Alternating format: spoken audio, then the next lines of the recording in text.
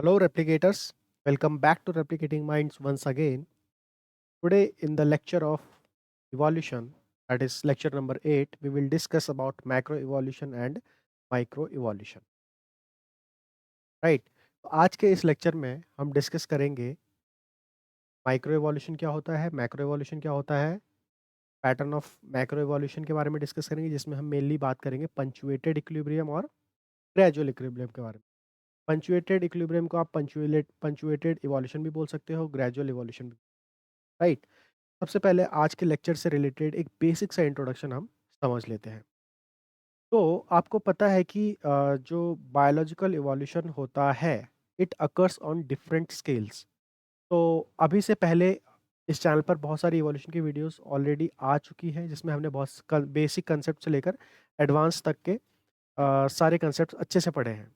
अगर आप इस चैनल पे फर्स्ट टाइम आए हैं और ये वीडियो पहली बार देख रहे हैं, तो आप जाके उन सारी वीडियोस को देख सकते हैं, आपके लिए बहुत हेल्पफुल होंगी। राइट। तो चलिए शुरू करते हैं। तो बायोलॉजिकल इवोल्यूशन, जैसा कि मैं कह रहा था, डिफरेंट डिफरेंट स्केल्स पर देखने को मिलता है। लार्ज स्केल पर भी देखने को मिलता है, स्मॉल स्केल पर भी देखने को मिलता है। ओके। अगर कुछ लार्ज चेंजेस देखने को मिल रहे हैं, तो इसका मतलब लार्ज स्केल पर इवोल्यूशन हो रहा है। ओके। और अगर कोई चेंज बहुत टाइम के बाद ऑब्जर्व हो रहा है, तो वो माइक्रो इवोल्यूशन का रिजल्ट होगा। हालांकि हम ये सारी चीज़ें आगे आने वाली स्लाइड्स में देखेंगे कि दोनों में डिफरेंस क्या होता है और दोनों का रिजल्ट क्या होता है। तो यहाँ पर क्या होता है, चलो आगे बढ़ने से पहले एक चीज़ और आपको बता दूं कि जब हम बात करते हैं कि इवोल्यूशन हो रहा है या इवोल्यूशन होता है, तो हम मेनली ये समझते हैं कि जो इवोल्यूशन होता है वो इंडिविजुअल का हो रहा है। ओके। पॉपुलेशन का हो रहा है, पॉपुलेशन में जो इंडिविजुअल्स रहते हैं उनका इवोल्यूशन हो रहा है। ठीक है, जैसे कि मान लीजिए ये इंडिविजुअल है जो पहले किसी कोल्ड एरिया में रह रहा होगा, कोल्डर रीजन में रह रहा होगा, इसको सेटल होना पड़ गया कब, हॉट क्लाइमेट में। अब इसको क्या करना पड़ेगा, अपने आप को नेचर के अकॉर्डिंग अडेप्ट करना पड़ेगा, है ना। नेचुरल सिलेक्शन होगा इस इंडिविजुअल का इस हॉट क्लाइमेट में। ओके। अगर ये सरवाइव कर पाया तो ये रह पाएगा, नहीं तो ये यहाँ से इसकी डेथ हो सकती है या ये यहाँ से छोड़कर चला जाएगा। राइट। अगर ये नेचुरली सेलेक्ट नहीं हुआ तो। अब जब हम बात करते हैं नेचुरल सिलेक्शन की, तो उसमें क्या होता है, इंडिविजुअल का नेचुरल सिलेक्शन हो रहा है, ऐसा नहीं होता। तो इवोल्यूशन इंडिविजुअल का नहीं हो रहा, बल्कि इस इंडिविजुअल के अंदर जो जेनेटिक कंटेंट है, ओके, उस जेनेटिक कंटेंट का इवोल्यूशन हो रहा है। जीन के बेसिस पे इवोल्यूशन हो रहा है, जीन के लेवल पर इवोल्यूशन हो रहा है, प्रोटीन के लेवल पर इवोल्यूशन हो रहा है। यहाँ पर जब ये इस क्लाइमेट में रहता था, तो इनकी इस इंडिविजुअल की जो जीन्स थे, इसके जो प्रोटीन्स थे, वो अलग तरीके से रेगुलेट होते थे। राइट। अलग तरीके से प्रोटीन एक्सप्रेस होते थे। हो सकता है कि कुछ ऐसे प्रोटीन्स हो जिनका एक्सप्रेशन सिर्फ कोल्डर एरियाज में ही होता हो। बट जब ये इंडिविजुअल शिफ्ट हुआ हॉट क्लाइमेट में, तो हो सकता है कि ऐसे कुछ प्रोटीन्स की ज़रूरत ना पड़े जो कि कोल्ड में पड़ते थे, और कुछ नए प्रोटीन्स एक्सप्रेस होने लग गए हों, जिसकी वजह से कुछ नए जीन्स एक्सप्रेस होने लग जाए। तो मेरा कहने का मतलब ये है कि जो इवोल्यूशन होता है वो जेनेटिक लेवल पर होता है, प्रोटीन लेवल पर होता है, इंडिविजुअल के लेवल पर नहीं होता। और यही जब इवोल्यूशन धीरे धीरे होता रहता है, होता रहता है, तो धीरे धीरे आपको वो फिजियोलॉजिकल चेंजेस दिखने लग जाते हैं, आप उनको ऑब्जर्व कर पाते हैं। ओके। तो ये होता है, ये एक basic introduction about the biological evolution, ये किस स्तर पर होता है। अगर हम बात करें तो जो स्केल होता है बायोलॉजिकल इवोल्यूशन का, the scale of evolution, the scale of evolution is grouped into two categories, है ना। माइक्रो इवोल्यूशन और मैक्रो इवोल्यूशन। माइक्रो इवोल्यूशन का मतलब स्मॉल स्केल पर इवोल्यूशन हो रहा है, और मैक्रो स्केल इवोल्यूशन का मतलब लार्ज स्केल पर इवोल्यूशन हो रहा है। ये हमें नाम से ही पता चल रहा है। तो सबसे पहले हम बात करते हैं माइक्रो इवोल्यूशन की। तो इसमें क्या होता है, change in allelic frequency with in a single population over generation. अगर किसी एक पॉपुलेशन में ही नंबर ऑफ जनरेशन्स में, है ना, अलीलिक फ्रीक्वेंसी चेंज हो रही है, अलीलिक फ्रीक्वेंसी चेंज हो रही है एक ही पॉपुलेशन में, तो उसको बोला जाता है माइक्रो इवोल्यूशन। ओके। तो जो माइक्रो इवोल्यूशन होता है ना, ये स्पीसीज लेवल पर ही होता है, only, it is only limited to the species level. ये स्पीसीज़ में एक पर्टिकुलर स्पीसीज़ में ही देखने को मिलता है। जैसे ये स्पीसीज़ है, इसमें कुछ छोटे-छोटे चेंजेस हुए तो एक इस स्पीसीज़ से मान लीजिए दूसरी स्पीसीज़ बन गई। ओके? तो ये आता है माइक्रो इवोल्यूशन के अंदर। अभी मैं इसका एक एग्ज़ाम्पल भी आपको दूँगा जिससे आपको क्लियर हो जाएगा। तो ये माइक्रो इवोल्यूशन जो होता है, it occurs under the influence of mutation, migration, natural selection and random genetic drift. अब ये फैक्टर्स क्या हैं? इसके बारे में हम ऑलरेडी पिछली वीडियोज़ में डिस्कस कर चुके हैं। उस वीडियो का लिंक नीचे डिस्क्रिप्शन बॉक्स में दे दूँगा, आप वहाँ जाकर उस वीडियो को देख सकते हैं, या ऊपर आ रहे आई बटन पर क्लिक कर भी के डायरेक्टली आप उस वीडियो पर जा सकते हैं। ओके? तो यहाँ पर ये सारे फैक्टर्स होते हैं, इनकी वजह से क्या होता है कि स्पीशीज़ लेवल पर धीरे-धीरे चेंजेस होते रहते हैं। Effect of these process accumulate over time. जो छोटे-छोटे म्यूटेशन हो रहे हैं, या स्पीशीज़ माइग्रेट करके दूसरी जगह पर जा रही है, या नेचुरल सिलेक्शन हो रहा है, या रैंडम जेनेटिक ड्रिफ्ट हो रहा है। तो ये जो चेंजेस होते हैं बहुत ही छोटे लेवल पर होते हैं, बहुत ही माइन्यूट स्केल पर होते हैं, और इनका असर आपको ऐसा नहीं है कि ये म्यूटेशन हुआ और दिख गया, ऐसा नहीं होता। ये एक्यूमुलेट होते रहते हैं, ये चेंजेस क्या होते हैं, एक्यूमुलेट होते रहते हैं over the time, and suddenly एक पॉइंट आता है when it results in the divergence of population to give birth to new species. Okay? छोटे-छोटे चेंजेस होते रहे, और एक पॉइंट ऐसा आया, यहाँ पर एक पॉइंट ऐसा आया कि कोई नई स्पीशीज देखने को मिल गई। यहाँ पर ए स्पीशीज थी, ए स्पीशीज से बी स्पीशीज देखने को मिल गई, right? Micro evolution can be observed over short period of time. ये शॉर्ट पीरियड ऑफ टाइम से आपको कंफ्यूज नहीं होना। यहाँ पर हम बोल रहे थे कि माइक्रो इवोल्यूशन ऐसा नहीं कि तुरंत देखने को मिलता है। इसका मतलब ये था कि इसमें टाइम लगता है, बट ये जो हम बात कर रहे हैं कि it is not observed over short period of time, ये हम कंपेयर कर रहे हैं मैक्रो इवोल्यूशन से। मैक्रो इवोल्यूशन के कंपैरिजन में ये जल्दी ऑब्जर्वेशन हम जल्दी कर सकते हैं माइक्रो इवोल्यूशन की। ऐसा क्यों? तो इसका एग्जांपल मैं आपको देता हूँ, साइज़ ऑफ स्पैरो। क्या हुआ जब 1852 में नॉर्थ अमेरिका में हाउस स्पैरोज़ को इंट्रोड्यूस किया गया, तो क्या हुआ, स्पैरोज़ ने इवॉल्व किए different different characters in different location. वो स्पैरोज़ क्या हुई, अलग-अलग ग्रुप्स में माइग्रेट कर गई, कुछ कोल्डर एरिया में, कुछ हॉट क्लाइमेट्स में। तो जो कोल्डर रीजन्स में स्पैरोज़ माइग्रेट करके गई, उनकी बॉडी का साइज़ लार्ज हो गया। क्यों? कि लार्ज बॉडी कोल्ड क्लाइमेट में रहने के लिए सूटेबल है, okay, as compare to hot climates. तो जो हॉट एरियाज़ में गई, उनकी बॉडी का साइज़ स्मॉल हो गया। तो ये जो चेंज है, इवोल्यूशनरी चेंज, इसको आप बोल सकते हो माइक्रो इवोल्यूशन। क्यों? क्योंकि ये स्पैरो स्पैरो क्या है, एक स्पीसीज़ है। ओके? और ये स्पीसीज़ लेवल पर ही देखने को मिला, और ये चेंज जो देखने को मिला, ये शॉर्ट पीरियड ऑफ टाइम में देखने को मिल सकता है।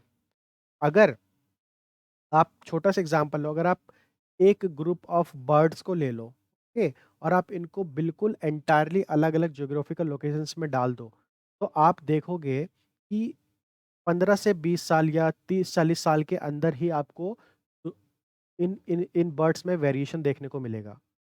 है ना? तो ये आता है माइक्रो इवोल्यूशन के अंडर, जिसमें स्पीसीज़ लेवल पर इवोल्यूशन होता है, स्पीसीज़ लेवल पर चेंजेस होते हैं। ऐसा नहीं है कि स्पैरो से कोई अलग ही एनिमल ओरिजिनेट हो गया, जो कि स्पैरो से बिल्कुल ही अलग है, राइट? तो ऐसा नहीं होता। जो स्पीसीज़ इसे जनरेट होगी, वो स्पैरो की जैसे ही होगी, स्पैरो की ही दूसरी स्पीसीज़ जनरेट होगी। तो ये सब चीज़ें होती हैं माइक्रो इवोल्यूशन के अंदर। अब हम बात करते हैं मैक्रो इवोल्यूशन की। तो macro evolution occur above species level, species level से ऊपर के स्केल पर ये इवोल्यूशन होता है। इसमें क्या होता है, origination, diversification and extinction of species. इसमें कोई नई स्पीसीज़ ओरिजिनेट हो सकती है, एक स्पीसीज के कई डाइवर्स फॉर्म क्रिएट हो सकते हैं, या कोई स्पीसी एक्सटिंक्ट हो सकती है। और ये सब होने में लगता है बहुत ज़्यादा time. Over a long period of time you can observe the macro evolution. है ना? एग्ज़ाम्पल अगर हम लें तो हम लेंगे example origin of new group of animals. जब किसी नए ही ग्रुप के एनिमल का ओरिजिन हो जाए, जैसे कि origin of mammals from reptiles.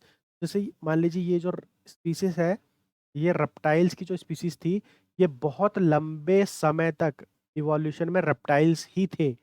बहुत लंबे टाइम के बाद यहाँ सर डाइवर्जेंस हुआ और एक क्लास और आया एनिमल का, जिसको हम मैमल्स बोलते हैं। और हम किस कैटेगरी में आते हैं? Humans also comes in the category of mammals, right? Okay. तो ये आता है मैक्रो एवोल्यूशन में, एक स्पीसीज से, मतलब ये इस स्पीसीज से एंटायरली डिफरेंट स्पीसीज ओरिजिनेट हो गई। ओके।